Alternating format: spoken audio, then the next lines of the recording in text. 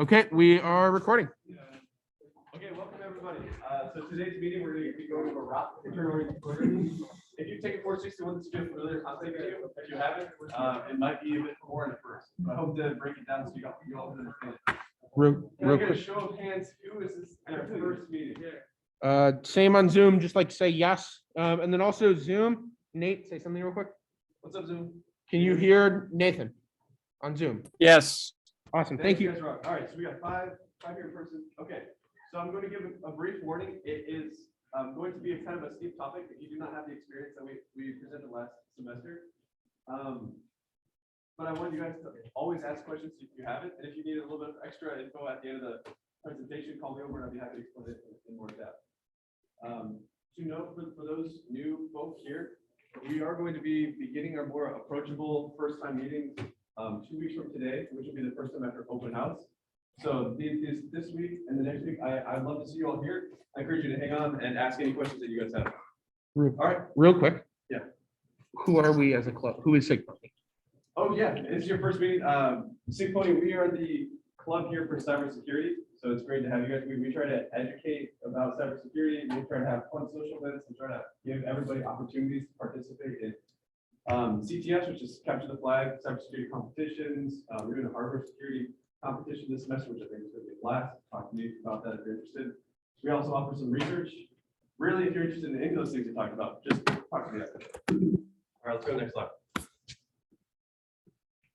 Okay, so some announcements. SIGCTF, one of those capture the flag competitions we talked about. No experience necessary. Be there next Friday.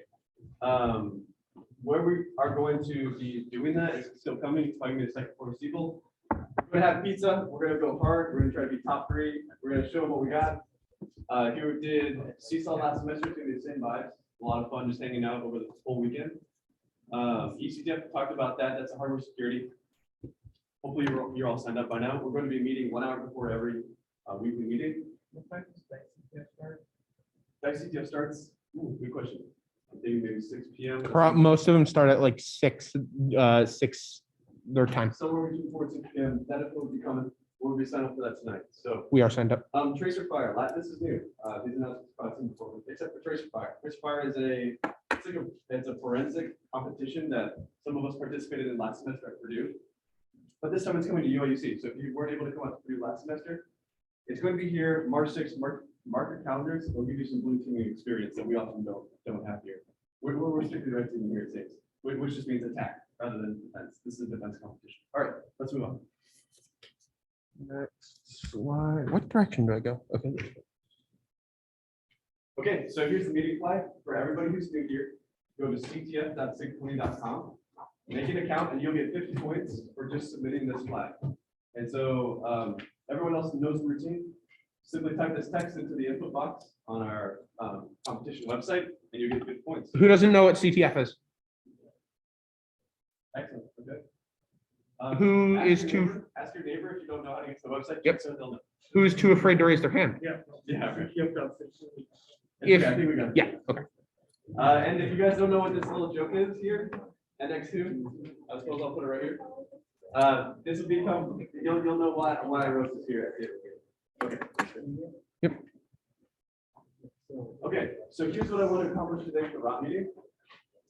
First, we're going to go over a basic Stack Overflow.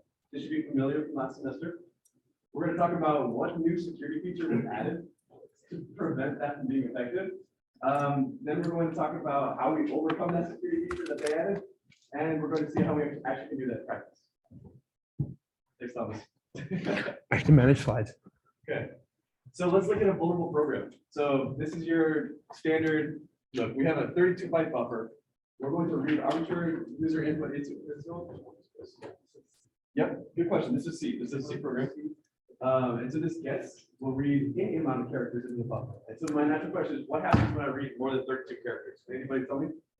Raise your hand. Or shout it out. Buffer overflow. Buffer overflow. What do we write? What do we overwrite? Why is it a problem? We can overwrite where we're returning to. Exactly, right? We can overwrite the return address. So specifically, there's a lot to digest in the slide, but we're going to break it down. Here's our program, right? This inmate here. And then the way that this works on an actual computer with memory is that we allocate this 32-byte block for our buffer. And when I type on the computer, this is user input, it will write it into this memory. This rectangle here represents the memory available to our program. And so, right below it is this magic number, which is the address of the old base pointer. And so we can typically just ignore that part. We just know that it exists and we don't care about it. The next thing that's most important is the return address here. So this hex 55555 or whatever is the memory address, which is where we're going to go after main. So maybe I should have chosen a different function to make. Usually in our minds, main doesn't return. But if I were to call like void foo, and I call foo from main, well, it needs to remember how to get back to main, right? And so that's that address right there, hex 5555. So as Pete said, what happens if I say this is user input? What happens if I put like 3008 here? We're going to overflow. So this is, I put a lot of specific characters here. But anyway, we're going to overflow past that buffer.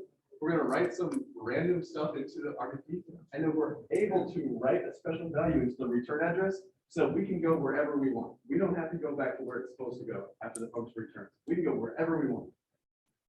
That's what you should remember from last semester. And if you don't remember that, was work here. Stop me anytime, just yell at a question. The way that we used to pivot from that into something useful is that we need to choose somewhere where we need to go. And in this case, we're like, well, where should we go? We should go back to the buffer, because in the buffer, we put instructions, which is going to pop a shell for us. Remember that the end goal is to always pop. Popping a shell means getting an interactive shell where we can type commands, we can read the flag, we can restore the files, so we can exfiltrate the files, whatever you want to do with the shell. Can anybody tell me what needs to be nested? Well, I will get to that. That'll be a little bit tricky. But just understand that we say, where are we going next? We're going to go literally into the buffer and start executing instructions that I put into the buffer. I mean, this is absurd. It's a user message, right?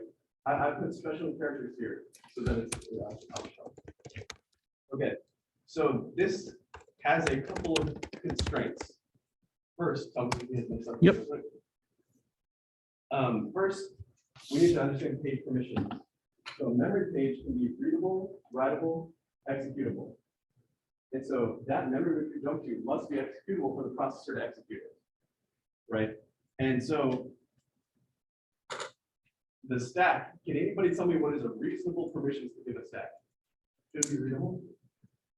Yeah, I see a lot of nodding, right? Of course, we need to pop the return address and we need to remember where we came from. Should it be writable? Also a lot of yeses, because we have local variables in the stack. We need to update them, right? Should it be executable? Yeah, no, there's no good reason for under any circumstances we should put code on the stack and expect to jump to it. Right? This is almost nonsensical. The only time the stack is executed, the only time there's instructions in the stack and it's being executed on is 99.999% of the time because our program's getting pwned, right? So somebody has written them on the stack and is trying to jump to them. That's how we did it last time. Nate, real quick. Yeah. Can anyone tell me, just to help people who are confused, can anyone just raise their hand or just say it? What normally goes on the stack?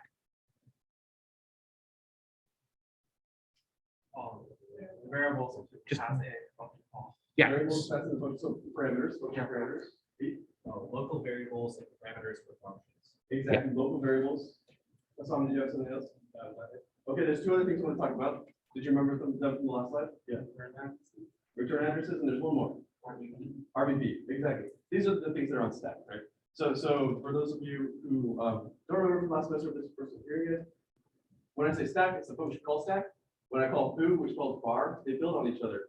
And when they return, they pop off the stack so they can get back to where they start, right? So you record your local variables there, you record information about where it was you were previously. This is the kind of thing that we have used when we overwrite the stack. Okay, so now introducing read, write, XOR, execute.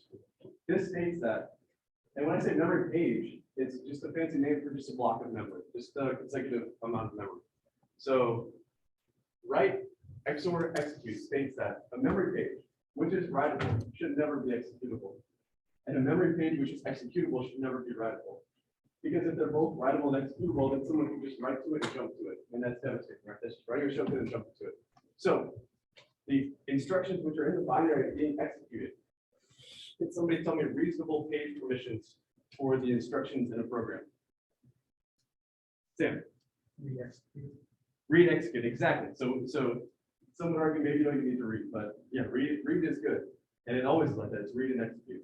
So we can read and execute it, but we can't write over our instructions in our Bible for the same reason. Because then we're like, okay, well, let's not write this down, let's write the instructions. Okay, well, let's do the next slide. Okay, so going back to our old way to solve.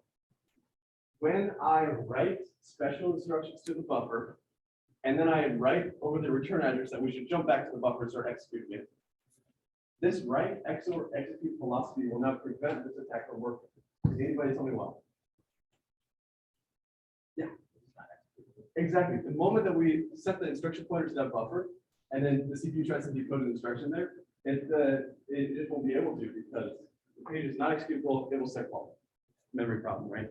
So ROP, this is where we introduce ROP. Looks like this solves all of our problems. This is a technique which we can use in the exact same situation with that main vulnerable program, where instead of writing shellcode and jumping to it, we cleverly come up with a very convoluted way to execute instructions to bypass this mechanism. Do you have retlibc in here? I always get that. Do we want to talk about the idea behind it? Next time. Okay. Yeah. Well, that's even more approachable. So we'll do that. Yeah. Later. So yeah. So the point of ROP is to bypass non-executable segments. We're basically, ROP is we are going to reuse code that's already written and execute our own code from that. So we collect gadgets or instructions which already exist in executable segments, and we're going to piece them together to execute arbitrary code. It's going to be amazing. I have a couple of illustrations here which will help with our intuition. Okay, so consider this idea of a gadget. The gadget is a small piece of code. It does an operation. The objective is we have an objective, and I need to ask you, which gadgets can we use in what order to achieve our goal? And so this exercise should hopefully build our intuition on how we piece together gadgets to make a program. So I have a gadget here that increments some variable A. I have a gadget here that sets A to 0. I have a gadget which sets B equals A. So now B has the value of A. And then I have a gadget which sets C equals B. Can anybody, we're going to take a minute or two. Can anybody tell me a sequence of gadgets, you can reuse them, which will assign B the number 3? Take your time, we'll take like a minute or two. Get out a piece of paper if you need to. And then we'll come up with a sequence of gadgets that can do this goal. And feel free to put it in chat as well. We're making sure to read that. You can message me or you can message Anakin. Okay, we got one. Can we repeat the gadgets? Yes. So like gadget 0, gadget 1, gadget 1, gadget 1, gadget. Yes, did you say gadget 2? Yeah, gadget 2, gadget 1. Yes. 3 times and then Exactly, precise. Exactly. That's fine. Anyway, precisely. So as was said here, we choose to start with gadget 2, right? Next slide, Thomas. I guess I can answer here. This is one answer. There's actually, technically, there's infinitely many, right? Because we can always assign A to 0. But anyway, we start with gadget 2, we set A equals 0. We increment it 3 times, and then we set B equals A. And so here we use like the very limited set of instructions that we can to produce this result, which cannot be done with a single gadget. So let's go to see what gadgets is like in the real world here. Okay, so now I've got a more complicated example for you. This will put you in this right frame of mind to use ROP effectively. This is what real gadgets look like. So when I say a gadget, I literally mean assembly instructions followed by a rest. That's what it means by gadget. But when we think about it like in the last slide, where they're just units of work which we can use to achieve a goal, right? So I want you to look at these gadgets. I have hints about what they mean if you're not familiar with reading assembly. And I want you to achieve the idea to set RBX equals 3. Remember that RBX, RAX, RCX, these are registers, 64-bit values. Right, so in other words, it's just like ABC. It's just a variable. So using this, okay, we'll take a 2-minute break. Everybody, I want to see if you guys can come up with a way to set RBX equals 3.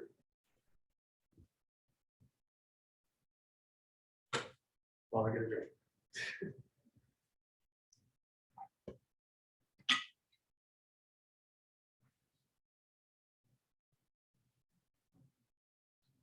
Be warned that I put nonsensical instructions in there and just to mess with you, but there is a way. That's just the nature of gadgets.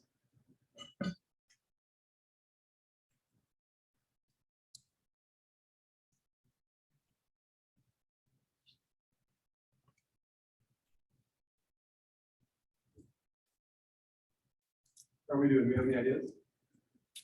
Anybody know what we should start with? Which gadget should we start with? Two, I'm seeing two, brother.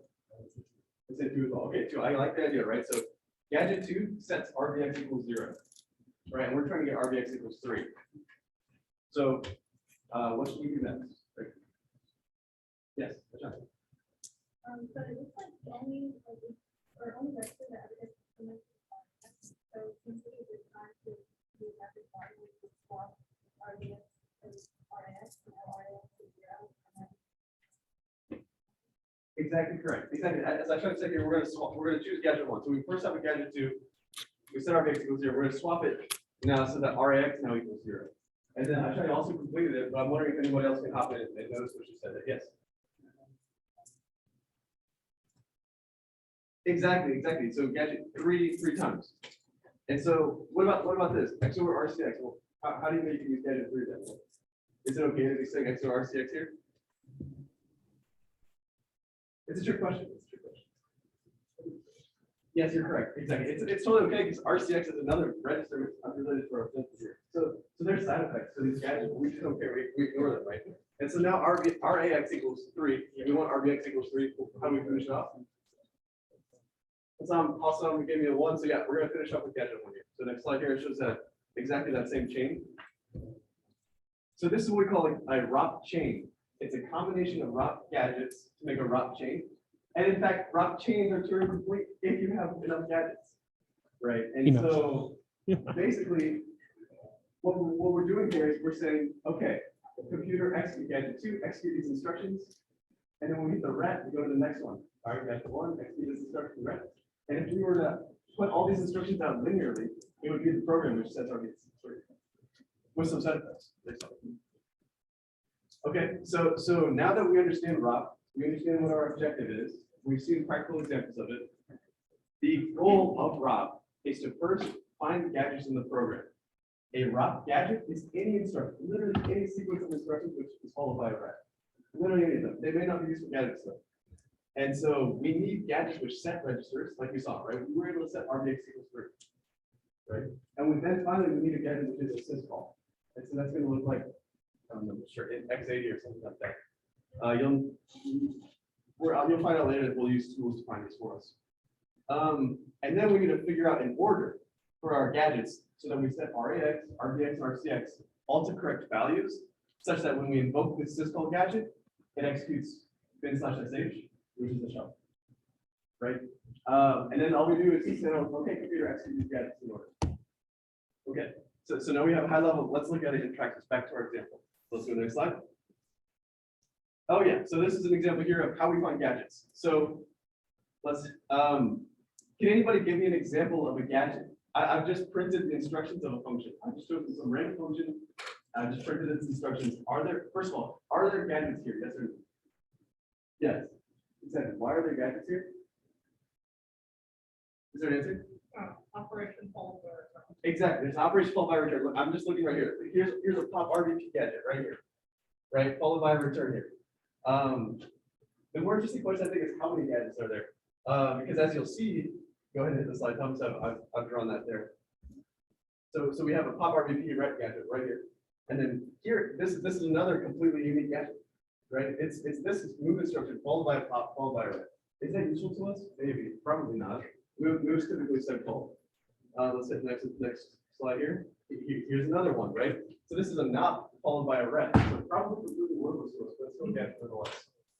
So we need a method to find all of the gadgets in the binary, look for useful ones which assign register values, look for a syscall, set those registers, and then syscall. It's sh. Here's an example of a command which you can use. objdump-d says print all the instructions. -m intel says in intel format of a program. You'll see this printing here. And then if you ret, which means to search for a string for a ret instruction, and print 5 things before it, you'll have even more specific way. It's an easy way to look for a user gets. Let's go to the next slide. These slides will be posted if you find this command useful.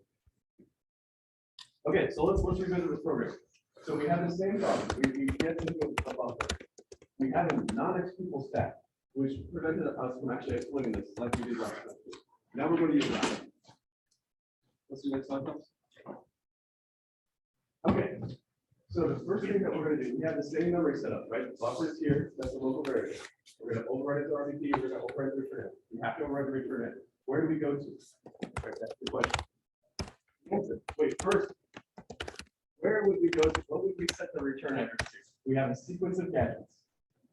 Does anyone have the intuition? Does anyone come to you? I feel like you've seen Rob before. I'm going to come back to you. Does anyone have the intuition? Where do you set the return address to? We have a sequence of gadgets and we want to start. Yes. Exactly the next gadget, the first gadget in this case, right? Sam, I know you had that answer too. So the next slide, Thomas. Yep. The answer is that we're going to overwrite the buffer with random bytes as long as there's 32 amount of them. We're going to overwrite the RP with whatever, we don't care about RP. The return address, we're going to jump to the first gadget, right? And remember, that could be the exchange gadget, that could be gadget 1, right? The important thing is that gadget 1 will return, right? And what happens when you return? So here, we're at gadget 1, it returns. What happens is that the stack pointer is changed, it's going to be incremented, and then it's going to pop the next gadget and assign that the instruction pointer. So by overwriting the return address with gadget 1, the next 8 bytes being gadget 2, the next 8 bytes being gadget 3, and so on until you write the addresses of every gadget in your chain. This is a way of instructing the computer to execute gadgets. This is the trickiest part of this entire process. If you can understand this, you can understand ROP. Does that make sense to everybody? Can I break that down? Okay. Excellent. So just let me make it extra clear. If we had the 4 gadgets, and we already found the plot, we already found the ordering for them, right? It said gadget 1 followed by gadget 3, right? Followed by gadget 3, something like that. That will achieve our goal. In that case, I just say gadget 1 and then 3 gadget 3s and then whatever else. Finish it off. Okay. And so typically these gadgets we're probably going to have let's approximate like 100 gadgets which we need to write in order to pop a shell. And so we write 100 times 8 bytes, where each address is 8 bytes. Let's go to the next slide. Whoa, too far? So yeah, this is it. And so when I say addresses of gadgets, it's how do you find these, right? So this was always kind of stuff for me back when I was also first learning this. You find the offset of the gadget in binary using OBJ. This is one way. This is one way to do it manually. But this is the file offset, right? The binary has instructions. 50 bytes into the file is the actual like add instruction, right? And the computer figures out where to start executing from. But when we start throwing virtual memory addresses, memory into it, we need a better way to find this. So the problem is when your binary is executing, it doesn't start at address 0, right? If you ever look at a GBB, bring some addresses, you'll find that it starts like X555555 maybe. Nate, come closer this way. Okay. Audio. Sorry, so that's what we call so we need to know what is the base address of the binary, and then we add that offset. That's the address of our gadgets. So this base address is randomized a lot of times for ASLR reasons. So if it is randomized, we need a lead. We need them to tell us where the base of the binary is. We need to add that with our instruction offset, and that computes the address of our gadget. If no, so in today's challenge, which is going to be on the website, it's not randomized. It's always the same. So just take that number, which you can find with this here, add the offset into the file, and you'll have your address to gadget. Let's do it. Any questions on that? Yes. Addresses you can or can't. Addresses you can't use. Okay. So, you can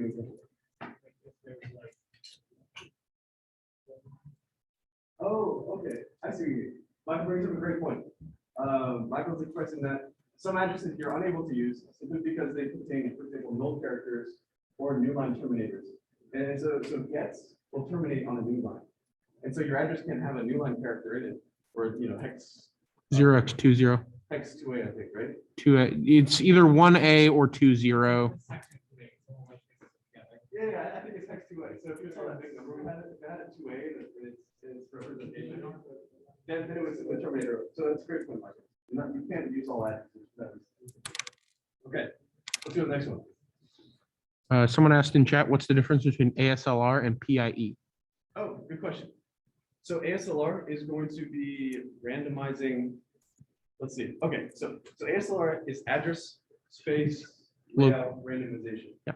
And so it's going to be addressing, or it's going to be randomizing where's the stack, where's the heap. These are going to be random numbers, so that it's not predictable where things will be. So that even if you have an exploit, you don't know where to write to. That's its point, right? So it's a little bit out of scope today. But PIE stands for position independent executable. So the executable must be compiled with this flag so that ASLR knows whether or not it can randomize its base address.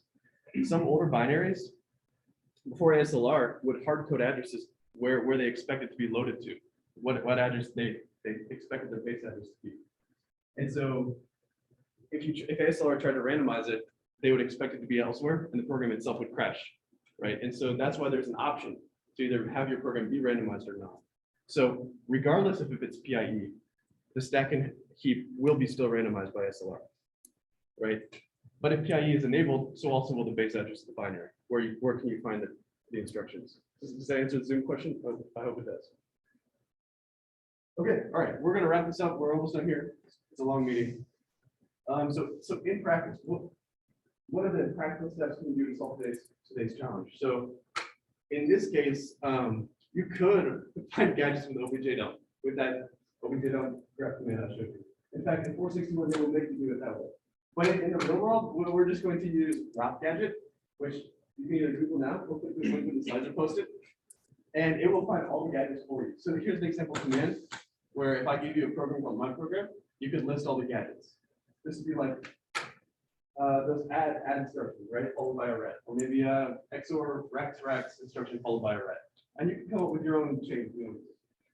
Or you could use ROP gadget to literally create the entire chain, to not only find the gadgets, but also come up with a clever ordering so that it pops the shelf.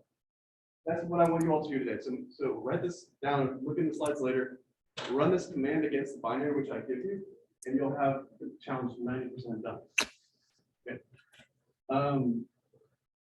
Let's go to the next slide. I think we're almost done here. Oh yeah, wow. So I'm sorry it's long, but I really want to make sure that everything there is to teach about ROP, I guess we're really cramming in this meeting. So I encourage you to just take that advice which I gave you the last time and apply it to the challenge today. But if you're interested in a more in-depth, like what do we do in other situations? Okay, SIGPwny. Basically a small program like my gets program I showed you that main function with 2 lines of code will not have enough gadgets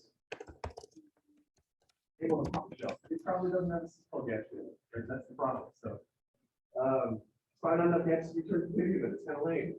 So what we do is we actually use libc. And so libc has a ton of gadgets. And the trick though, and you can just use ROP gadget, that's cool, just like as if it was another binary.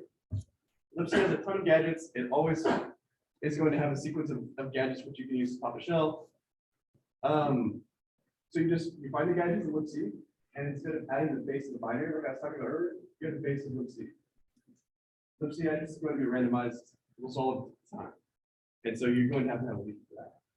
So if that's not too confusing, here's a sequence of steps which you can take if you are approached with a libc ROP challenge.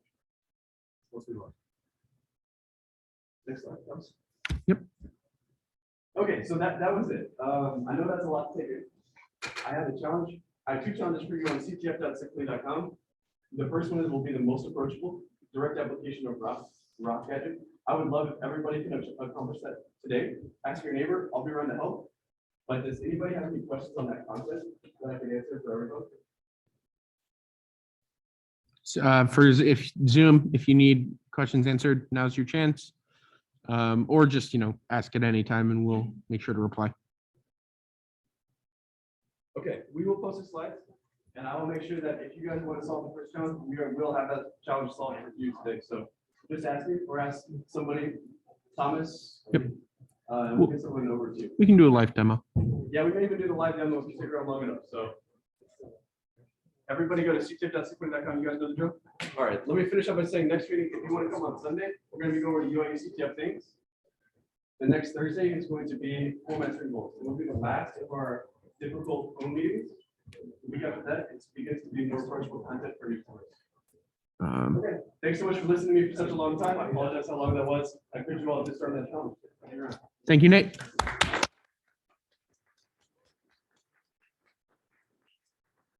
All right, I am going to stop the recording.